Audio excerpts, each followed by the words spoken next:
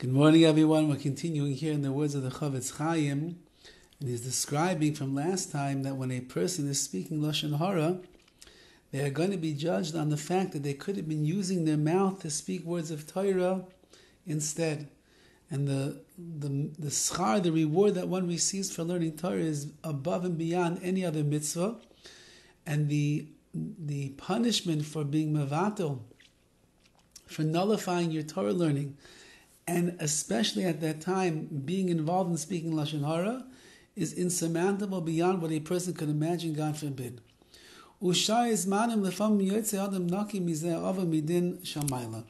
Other times in a person's life, when they're not learning, it could be that in Shemayim, in the heavens, they're not going to hold them accountable for not learning. He's busy trying to make a living, put food on the table, pay his bills, send his kids to school, buy the kosher food, so on and so forth.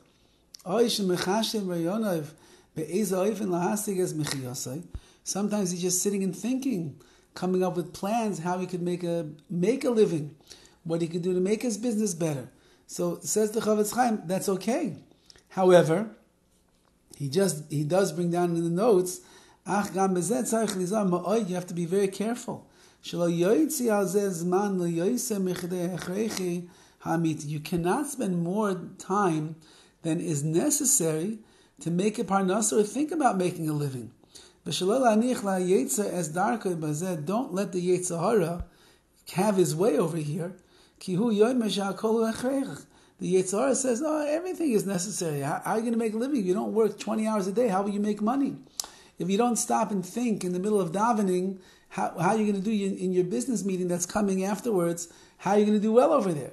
So he says the CHOFETZ CHAIM, even though that in a regular case, you're not going to be considered mevatel Torah, where you are nullifying your learning of Torah, because you're making a living, you have an obligation to your family. Yes, of course. Nevertheless, don't take it overboard. Do what is necessary. And that we know the CHOFETZ CHAIM himself, he had a little store, a makolit as we would call it in Eretz Yisrael, a little thrift shop, so to speak, and a mom and pop store, and he only stayed open as long as he needed to make money to live that particular day. So once that he made enough money in the store to provide himself with his financial means for that day, the store closed. So the hours were very odd. Sometimes it was 8 to 12, sometimes it was 8 to 8:30. It all depended on how long it took for him to get his financial obligations taken care of. Now, but at the time that a person is speaking Lashon HaRa, so if you're using Lashon HaRa and you're also speaking Lashon HaRa, it makes it sound like almost over here it's Lashon HaRa revolving around Parnasa, revolving around your livelihood. So then what good is that Parnasa? What good is that livelihood that came through a person speaking Lashon HaRa?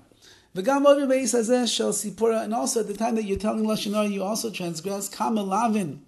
Gam Kain Kimavoy V'Sever Mitzvos Gadol, you also transgress many other prohibitions as is described. Ayin Sham, take a look over there.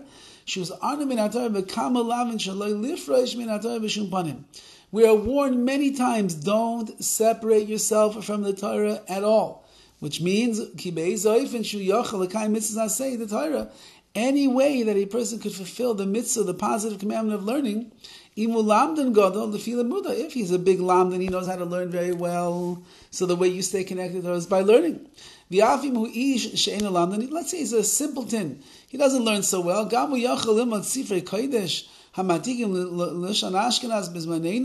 Says the CHOFETZ CHAIM, okay, so Gemara is hard for you. I understand. So the intricacies of the Rishonim who are expounding upon the Gemara, it's difficult for you, fine. But you know what he says? There's plenty of books that are out there, plenty of Svarim, holy books, that have been translated into Yiddish. Now, we'll insert in our time, translated into English. There are thousands of Svarim that are translated into English. Kagoin, for example, Chayvas Alavavos, the duties of the heart, which you can find in Yiddish, in English, in any language.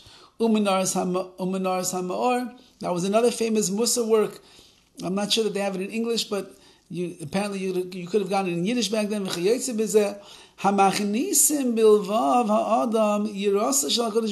you learn these works it inserts into your heart fear and awe of Hashem. A person should not be sitting batal, just no Torah at all, and instead speaking Lashon HaRa and Rechilas, God forbid. Rather, a person do what he can to be engaged in Torah study. Whether, again, Bizman as in our generation, the Yetzer Hara has been taken away. All of the excuses almost have been taken away. Any good, solid sefer that a person wants to learn, most likely you can find it in English. And if you can't find it in English, you can find this shiur online somewhere where they go through the sefer. Even if you want to learn Gemara, you want to learn Bavli, Rishalmi, you can find it in English. Midrashim now, you can find them in English. Even Rishonim, Rashi, and the Tosfos, you can find them in English. And many of the other commentators on the Chumash, you can find them in English. So all the excuses have been taken away. We don't have to sit around idly while we're just watching one WhatsApp video and TikTok video after another. We could actually rescue our time, and we could be learning Torah in any shape and form that is good for a person, depending on the level that they're on. So Bez Hashem says to CHOFETZ CHAIM, if a person does that, so they get tremendous reward. If they don't, Rachmana litzlan, the Mavanta misses essay the Talmud Torah, they're canceling out. They're abandoning the positive commandment of learning Torah, and on that, the punishments, God forbid, can be enormous. So let's cling to the good and stay away from the bad. Have a wonderful day.